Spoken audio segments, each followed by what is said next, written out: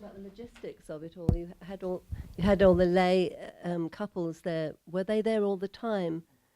And also, was there simultaneous translation? Because not everybody would be speaking. Okay.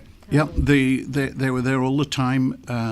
They played a full part in the small group discussions in the different languages, and there was simultaneous translation into 4 languages the whole way through. Must have been exhausting. It was very tiring, but invigorating too. May I add, there were 13 couples, and they were from 5 different continents. Christopher? Hi. Two questions. The first is, there's been a lot of comment in the media at the end of the synod, with the synod document, suggesting it's a setback for Pope Francis. But would you accept that something has shifted in the Church from following these 2 weeks, that the Church is on a course to a new pastoral language and tone when it comes to these difficult situations? You mentioned gay Catholics and divorced and remarried, and that it's about the Church accompanying people. Would you say that is a shift that has happened, and whatever goes on in October 2015, that we're moving towards that? That's the first question. And the second thing is, you mentioned that the African voices, and I heard Archbishop Kaigama make the point that you mentioned there. Is that something that you would like to feed back here in London to aid agencies and to government and their concerns? Is that something you'd like to take forward? I've been to quite a number of synods. I don't remember one that was as vigorous and as open and as direct as this. And by that I mean both what went on in the Synod Hall, the style of the meetings there, and also in relation to the media. There were 1 or 2 points where we reflected on the relationship with the media, and it was quite clear that the pathway of openness that he'd taken at the beginning, he was going to see right through to the end. So an example of that would be when the report of the Synod was finalised and voted on, there was a question of what happened to it. In the book, as I mentioned, some paragraphs would have been dropped, and it would have been simply given to the Pope and put into his care. He said, no, we've set out on a pathway of openness. We're going to continue. This goes immediately to the press. They've got to see how the voting went. I want everybody to know where we're up to and where we're moving on from. So I think there was a spirit of trust and openness, as I say, both within the Synod Hall and outside of it, which was, in my experience, remarkable and fresh. So yes, I do think there's a tone and language being developed, but more importantly than that, there was a profound sense of common purpose, and I think the leadership of the Pope gets us beyond argument and gets us into a profound acknowledgement of the genuineness and the sincerity of every opinion being expressed. You know, one of the principles of Ignatian spirituality is that you always attribute to another person the best motive. Now, we're very accustomed, and our culture is to start by attributing to other people the worst of motives. But what Pope Francis is doing is imbuing the Church, or at least this synod, with that spirit of attributing to each other the best of motives for what is being said. And then I think we are really open to be led by the Holy Spirit as he wishes. The second question. Well, I've made the point 2 or 3 times in terms of the press, so I hope you would express it clearly. Well, I will talk with Catholic about that. Yeah. Madeline T. Ham from the Catholic Herald. I'm sure that you're aware that the language of the midterm report on certain areas, for example, homosexuality, cohabitation, raised a lot of expectations among some of the laity, very, very sensitive issues. And I wondered if you thought it was truly pastoral to release a midterm report which suggested that church teaching on very sensitive areas was about to change, and now actually it's caused a lot of distress. Is that really pastoral? Well, it was honest, and it was the path we took, and. But why was it necessary to release that? Because I think it's important that people knew how this synod was taking shape. I mean, I was among those who were critical of that interim report, but that wasn't the point. The point was, here was an attempt to summarise where we'd got to, and then we would move on. I understand why it was interpreted in the way that it was by some of the media. I think it was sensationalist. The report or the media? Yeah, I don't think people read the last paragraph. The last paragraph was perfectly clear. It said this document raises some questions and issues that need to be discussed. Nobody can read into that it is a signal of a change of the church's teaching. Nobody with you reading intelligently. So I think there was some sensationalist reporting, but I understand why that was the case. And I think it's important that we follow the process and are peaceful and tranquil about it. And I would be grateful if that too could be got across.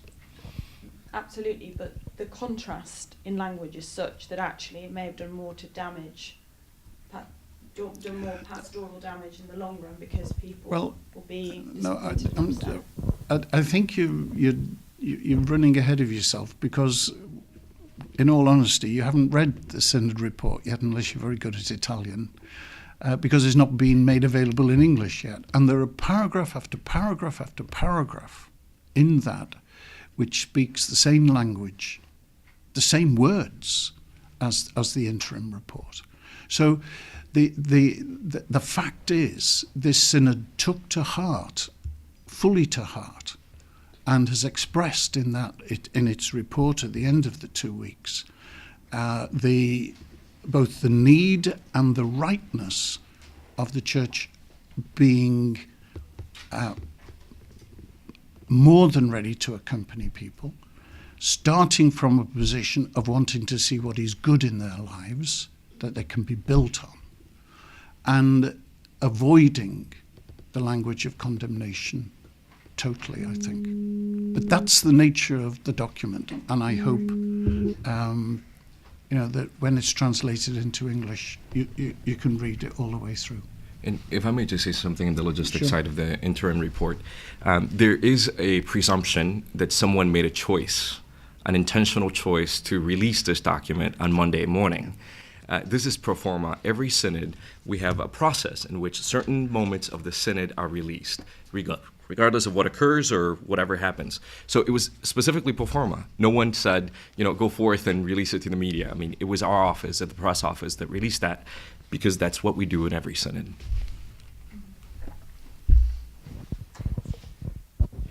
Hi, Anthony from Premier Christian Radio. I've got two questions, if that's all right. The first one, the Pope said bishops should be open to being surprised by God. I just wonder, were you, or did you feel that other people were? Oh, I think so, yeah. And to me, there were some very, very important points of learning. Not just of an appreciation of the situation of the family in other parts of the world, and some of the huge dramatic situations that the family faces in the legal structure of some countries, how difficult it is for a Catholic to maintain their position and their faith. But also, I think, signalled in the depth of perceptiveness of the Pope's speech. Let me give you an example. I went to the Synod having read and aware of some of the proposals about admission of people to the Eucharist who are in second marriages. And in all of those proposals, there was a phrase used after a period of penitence or a penitential journey. I didn't really know what that meant. But in the course of these last 2 weeks, I've begun to understand the depth of the intention behind that phrase, and how it is precisely what the Holy Father means when he says we have to really tend the wounds and not simply offer a bandage. So let me give you an example. One of the bishops there said in his diocese he's been trying to explore and fashion a penitential journey for people in second marriages, a journey in which they would be accompanied closely by a spiritual guide, maybe a priest, maybe not. But one of the things they have to come to terms with is what effect has this had on the children of their marriage? How willing are you to face up to the burden that you have heaped on the shoulders of your children because of the breakup of your marriage? How ready are you to face the reality of your first spouse, whatever the circumstances, and how deeply is that in your heart, and how are you carrying that? And then thirdly, he said, and what about we have to talk through and genuinely explore your conscience before God as to what's happened. Now, I was speaking to one chap during the synod who is in a second marriage, and he said to me, these are the real questions.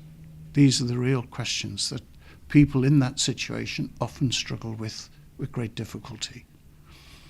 Another example of a penitential journey that a number of priests have been developing, I learned, contains these 2 points. Do we really take to heart what baptism means? And do we really, as we live through all the difficulties of our lives, understand the abiding sense of Christ in our lives because we have been baptized into his life? Now, do we take that seriously, or are we skimming the surface? And then a second, to me, most demanding point that this particular pathway of penitence was focusing on was that in Catholic belief, a valid marriage is a sacrament to which Christ gives his word. So, for a person who's in a second marriage, that sacrament, their first marriage, remains a source of grace. Now, I've never thought that before. And they go on to say, even if it's the grace of repentance and sorrow, but that sacrament never goes away and remains a potential source of grace for somebody as they carry on making the best of their lives with all sincerity and integrity. So these are ways in which I found this synod an opening experience, something that was opened up in me. And I think I understand some of these things now at a far greater depth than I had done when I went. Thank you. If I could go back to the paragraphs on gay and remarried Catholics, there was obviously a difference of opinion there. Do you worry now that there might be a postcode lottery of the welcome that gay and remarried Catholics might face if they go to different dioceses and faced by different bishops? Well, and if you're talking about this country, I was the only one there. So, I mean, and I said on the radio, I was disappointed with that paragraph because I didn't think it went far enough. But what I think is the simplest thing for me to say is that those votes were an indication of where a debate is up to. None of this is off the table. It's an ongoing reflection, and it takes in the whole world. So, this might be a very keen issue for us. It might not be in other parts of the world. They might have far more important things on their minds. But we have the ongoing agenda in that paper. And very helpfully, we have at least an indication of things that are wholeheartedly and totally accepted and things that still have to be talked about with great honesty and openness and trust. Thank you. Thank you.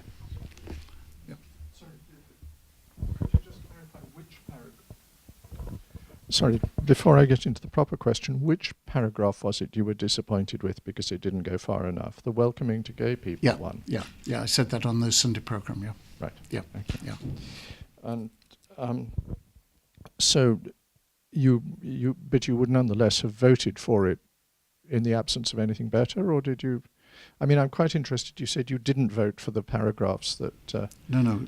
I've not said anything about how I voted. Actually, I said Would there you were three. tell us? There were. Pardon? Would you tell us how you voted? Well, I'm rather embarrassed by this, but it's the honest answer. Is I was dithering, and we were going through these votes so quickly, and I was dithering between exactly as you put it, Andrew, thinking on the one hand I'm not satisfied with this, but on the other hand it might be the best we're going to get. And I know it's silly, but I honestly can't remember which button I pressed now at that moment. My intention coming up to it was to say, no, this isn't good enough. Mm-hmm. And then I had a second thought at the last minute. Mm-hmm. Can I go back to the remarriage point as Certainly, well? certainly. I had a. You were talking earlier about the first marriage remaining a source of grace even for people who are making the best of their lives. But I take it from this that you assume that the second marriage is making the best of their lives. Well, or I think can be sometimes. I think you will find in paragraphs in this report from the Synod precisely that conviction. You will find, when you get it in paragraph 25, right. you will find that expressed. If I can try and translate it for you from the Italian. Oh, you can do it better than I can. There you are. That bit. No, because then I actually can't do it. I mean, fine. Because No, okay. The Church looks with love on those who participate in her life. This is on the topic of people who are in second marriages, who participate in her life in an incomplete way, recognizing that the grace of God is at work in their lives, giving them courage to live a good life, to take a loving care of one for the other, and to be in generous service of the communities in which they live and work. So there's quite an explicit statement that we recognize the grace of God present in their lives. To put it another way, we've come a long way from Brideshead Revisited. Thank you, Andrew. Yeah. Anybody else? So that's the kind of paragraph that catches up and develops actually the interim report quite well. So can I just clarify something? Do you think it's possible that on the vote on the paragraph on welcoming gay couples that there may be some who voted against it because it didn't go far enough? Yes, I do. Yeah, I do. Okay, so that's why there may not have been majority. Maybe. I mean, it's a guess. Okay. It's a hypothesis. But that was my dilemma. Yeah. And do you hope that when in 2015 that the final document goes further on welcoming gay couples and on the divorced and remarried question? Is that your personal hope? I think what is very important is that we keep the focus on the person, and we keep recognizing and respecting and valuing and welcoming the goodness in every person. Now, the goodness in every person, whatever their sexuality, whether they're in cohabiting or whether they're in, a second marriage, their lives continue to carry the hallmark of the work of the Holy Spirit. And that's what this synod is laying down, is that's the starting point of pastoral care. I'll tell you a story. I told it somewhere in Rome of when I was a young priest in Liverpool and going visiting people. And I remember going to visit one house of a couple with children who came to Mass every now and then. And it was a street front house, so, straight into the living room. I don't think they wanted me. We were talking across the doorway. And I was saying to them, why don't you get married? You've been together for 10 years and you've got 2 kids and it just, adds something. No, it just brings trouble when you get married. No. And then as we were having this discussion, as I was accompanying them on their way. And I'm not exaggerating. A chair came crashing out of the window of the next door house. And this guy said to me, he said, "They're married." So I said, okay, I'll come back another day. So, I mean, in one sense, what we're saying is, I think, the practice of priests. It is already, always has been, the practice of a priest to accompany. That's why it's important that it is reflected, at this kind of level of the church as well. There was one lady who was in our group, and I asked her after a day or so, "How are you finding all of this?" She was from Australia. And she said, "I love it. I just love watching and listening to you, because this is the church at work. This is the church at this level at work." And not afraid of a disagreement, not trying to score points, but just trying to see where we were, see how we could express ourselves well, see how we could open up, to the reality of the situation, always from the perspective of the faithful disciple of Jesus.